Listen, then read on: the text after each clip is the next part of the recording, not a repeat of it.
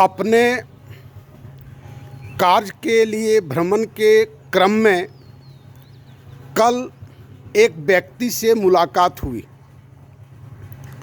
उनके घर पर गया था और बड़ी आदर और सत्कार के साथ उन्होंने बैठाया। वो बीमार थे, उम्रदार व्यक्ति थे और चर्चा शुरू हुई। हम बात करना शुरू किए और जैसे ही अपने हम शिक्षा पर आए कि 6 घंटा ये एजुकेशन चलेगा और 3 घंटा पैरेलल में वर्क एजुकेशन चलेगा, उन्होंने बात को काट दिया।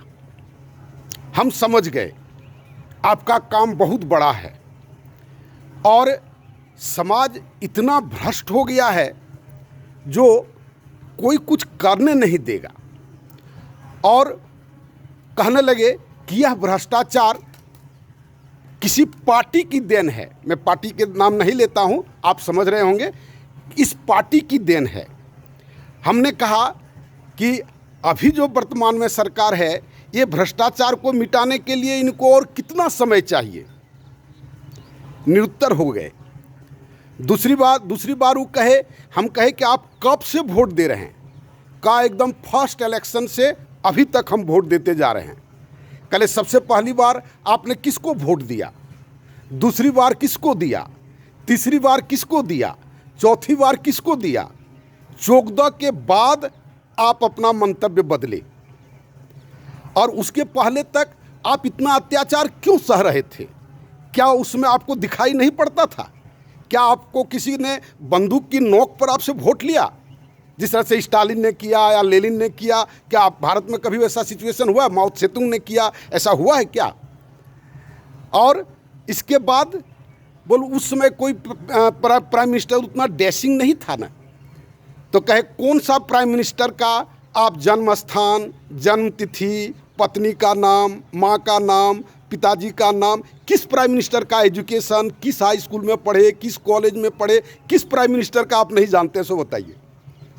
और जिसको आप डैशिंग कहते हैं वो जानते हैं आप क्या? हमको आश्चर्य लगा। तो उन्होंने कहा कि आपका तर्क तो है, दम है इसमें, लेकिन आप काम करें, बहुत सारी शुभकामनाएं आपको हैं हमारे साथ, और ढेर सारी शुभकामनाएं। मैं पछताने लगा कि केवल पॉकेट ही था, उस पॉकेट में आप शुभकामनाओं को भरा, और पछताने लगा कि वो बोरा के लेकर के क्यों नहीं आया जो उन सारी शुभकामनाओं को बोरा में भर करके लाते। क्या स्थिति है? चिंतन लोगों का क्या है कहिए तो बड़ा सुनने में लगता है। हम जिंदगी में किसी को वोट नहीं दिए, हमको ये सिस्टम पर कभी फेथ नहीं रहा। बच्चा से एक बार जयप्रकाश नारायण के समय में वोट दिए जनता पार्टी को, और फिर कभी हम वोट नहीं दिए, क्योंकि इस सिस्टम ही ऐसा है जिसमें इस सिस्टम के तहत कोई ईमानदार नहीं रह सकता है, कोई जी नहीं सकता है और कोई मर भी नहीं सकता है।